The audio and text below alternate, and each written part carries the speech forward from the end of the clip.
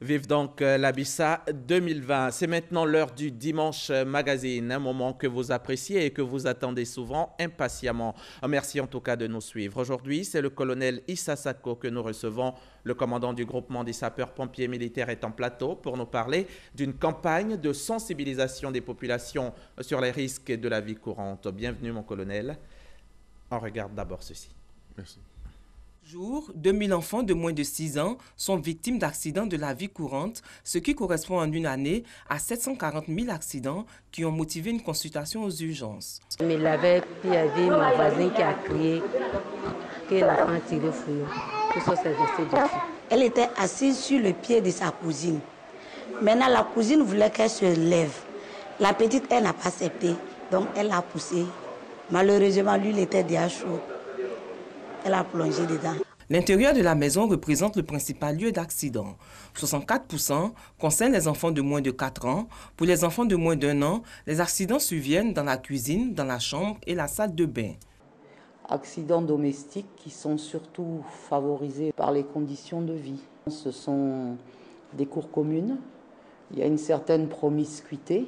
Il n'y a pas vraiment d'aire délimitée entre où est-ce qu'on fait la cuisine et où est-ce que les enfants jouent. Elles ont beau surveiller les enfants comme du lait sur le feu, il suffit de tourner l'œil, c'est à ce moment-là que l'enfant fait la bêtise. Mais n'empêche que si les enfants étaient un petit peu plus surveillés, il y aurait peut-être moins d'accidents. Les chutes, les asphyxies, les blessures par objets tranchants, les intoxications, des risques qui imposent aux parents des précautions à prendre. Ranger hors de portée des enfants les substances nocives et leur empêcher les zones dangereuses. L'âge augmentant, les risques surviennent de plus en plus en dehors de la maison.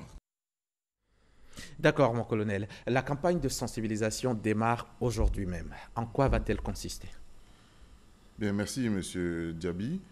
Effectivement, cette campagne qui va démarrer aujourd'hui permettra à la population, qui est le premier maillon de la chaîne des secours, de savoir quels gestes appliquer lorsqu'il est témoin d'un sinistre, un accident ou quelque événement qui se produit dans la vie courante.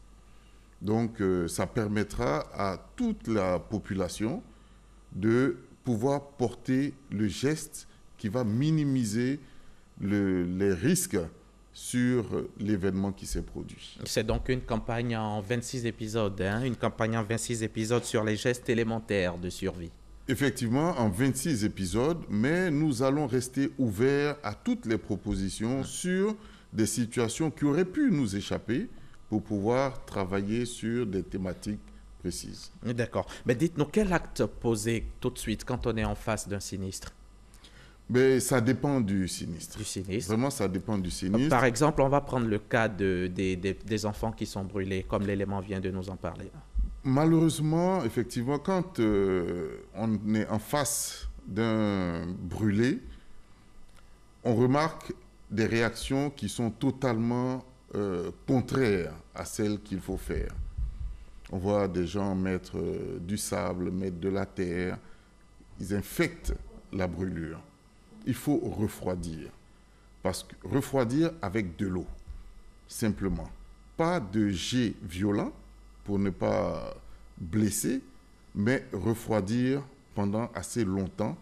Parce que quand la peau est brûlée, la brûlure continue, même si on a retiré l'élément brûlant, la peau continue de brûler, donc il faut refroidir. Refroidir avec de l'eau de robinet. De l'eau du robinet. D'accord. Et comment on appelle les secours? Comment, par exemple, on informe un service d'urgence?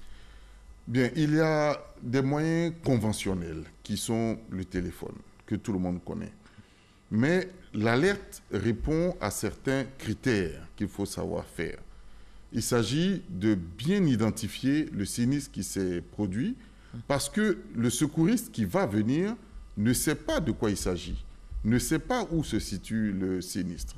Donc, il faut avoir tous ces éléments-là pour pouvoir alerter et connaître tous ces numéros-là. C'est vrai qu'on les diffuse, mais malheureusement, peut-être que les canaux de diffusion ne sont pas assez élaborés. Ben, vous êtes sur le meilleur canal en ce moment. Dites-le, quel est le numéro? Le numéro, c'est un numéro d'appel gratuit qui est le 180. Mais malheureusement, ce numéro est surchargé par des appels malveillants. Il y a des gens qui appellent simplement pour plaisanter ou pour faire des canulars. On a aussi d'autres numéros que je peux citer. Allez-y. Le 01 80 13 28 et le 44 64 49 69, qui sont des numéros de notre centre d'appel et qui permettent de déclencher les secours partout en Côte d'Ivoire. Et sur ces numéros, quand on vous joint, vous venez, parce que les Ivoiriens disent qu'on vous appelle, souvent vous ne venez pas, même les appels sérieux. Hein. Non, on vient toujours. Mais en retard. Il faut savoir que tout en respectant la douleur ou la détresse des sinistrés, il faut savoir que le pompier n'est pas sur les lieux du sinistre. Il y a tout un processus qui doit être déclenché pour qu'il puisse arriver. Et ce processus-là, malheureusement, il prend du temps.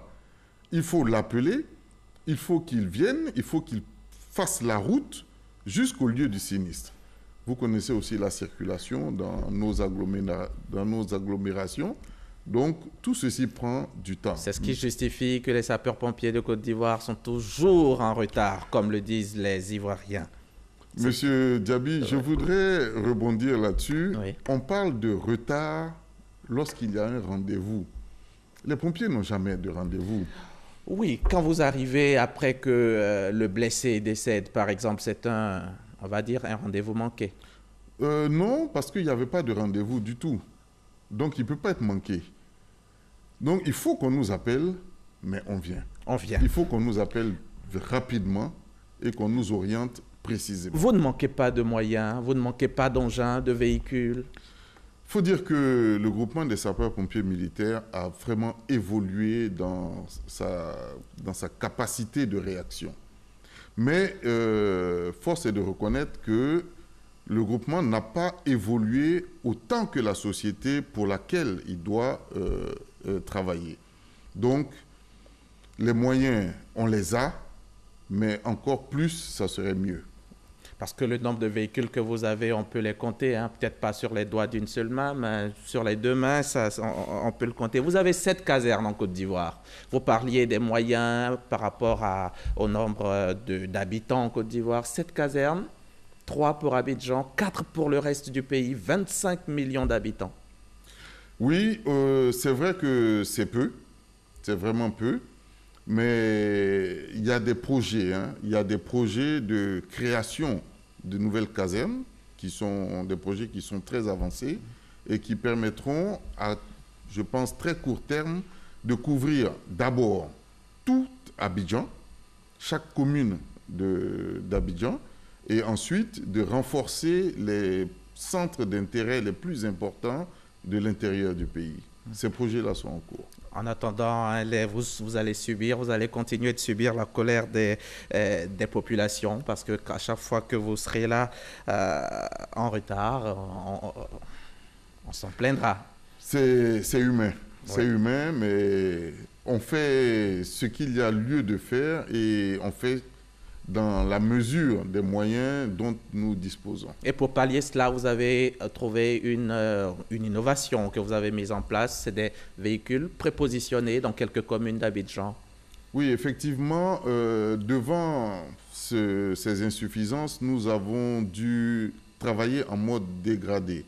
Ce n'est pas le mode normal de fonctionnement d'un corps de sapeurs-pompiers, mais en l'expliquant à nos hommes, la nécessité de pouvoir répondre promptement, nous avons prépositionné des engins sur certains sites qu'on a identifiés comme assez accidentogènes et cela nous rapporte vraiment des réponses satisfaisantes. Vous parliez ainsi aux embouteillages, le trafic qui est abondant.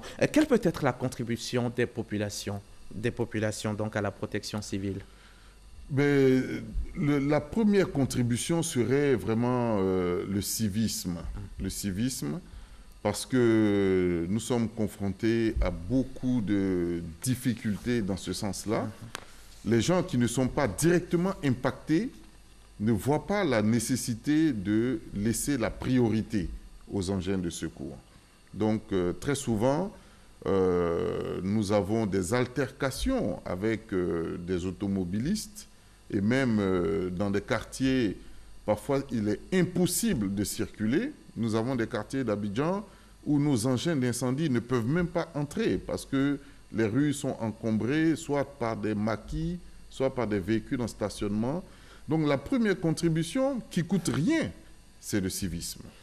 Et puisqu'on a eu à voir aussi, vous avez une escadrille de 4 motos. Oui, effectivement, nous avons dû mettre en place cette escadrille moto pour d'abord aller porter secours rapidement avant que les autres engins n'arrivent et aussi parfois pour escorter nos engins sur le terrain parce que parfois on est obligé d'ouvrir la route pour permettre aux engins d'arriver sur le lieu du sinistre ou bien d'arriver à l'hôpital. Et ne pas être en retard. Cas pratique maintenant, mon colonel. Oui. En cas d'hémorragie, qu'est-ce qu'on fait? Qu'est-ce qu'on fait tout de suite avant que les secouristes n'arrivent? D'abord, il faut savoir c'est quoi une hémorragie. Une hémorragie, c'est un écoulement abondant de sang. Elle peut être une hémorragie interne ou bien une hémorragie extériorisée. Dans ce cas-là, il suffit simplement de faire une compression directe, c'est-à-dire avec juste une protection, appliquer la main sur l'orifice qui a été lésé et maintenir la pression. Jusqu'à ce que les secouristes arrivent. Jusqu'à ce que les secours arrivent. En cas de perte de connaissance. Oui, la perte de connaissance, malheureusement, elle peut entraîner d'autres situations plus dommageables. Quand une personne perd connaissance, après peut avoir un arrêt ventilatoire ou un arrêt de la circulation sanguine. Donc, quand la personne a perdu connaissance, mais qu'elle continue de ventiler, elle respire, il faut la mettre dans une position qui permette de libérer les voies respiratoires et elle continue d'être ventilée. Et c'est ces petits gestes-là qui seront enseignés à toute la population. Lors de la campagne qui démarre aujourd'hui. Donc, tout à fait. 26 épisodes. En cas d'incendie, on va y aller très vite, il ne reste plus beaucoup de temps. En cas d'incendie, qu'est-ce que je fais le temps que les secouristes n'arrivent? Vous voyez, les incendies aussi sont multiples. Oui, parce que le feu n'éteint pas tout, l'eau n'éteint pas tous les feux. Non, pas du tout. L'eau n'éteint pas tout le feu. Parfois, l'eau même peut aggraver certains incendies. Mais en cas d'incendie, si on a la capacité de réagir, on porte le geste qu'il faut pour l'éteindre. Sinon, on quitte la salle. On quitte le local, on ferme la porte derrière soi, on appelle les secours. D'accord. En cas d'incendie, le plus important, c'est l'intégrité de ces personnes-là. Donc, il faut savoir appeler et quitter le local. Merci, mon colonel. Vous allez rappeler les numéros? C'est le 180, qui est un numéro gratuit ou le 01 80 13 28. Il ne suffit pas de connaître beaucoup de numéros, mais juste cela, les avoir sur soi à tout moment pour pouvoir appeler. Pour pouvoir appeler le groupement des sapeurs-pompiers militaires. Merci, M. Sako. Colonel Issa Sako, le commandant du groupement des sapeurs-pompiers militaires. Je rappelle que vous êtes venu nous parler des gestes élémentaires de survie, la conduite à tenir face au risque de la vie courante. Merci encore d'être venu et merci de toujours sauver des vies. Merci à vous aussi, chers téléspectateurs. Merci de nous faire confiance. Je n'oublie pas tous ceux qui m'ont aidé à préparer ce journal. Adama Kone, le rédacteur en chef, perpétuellement Sophie Brou, Timité Mongba et Jacques Brou. Bon dimanche sur RTI 1 et à 20h, retrouvez Fatou Fofana Camara.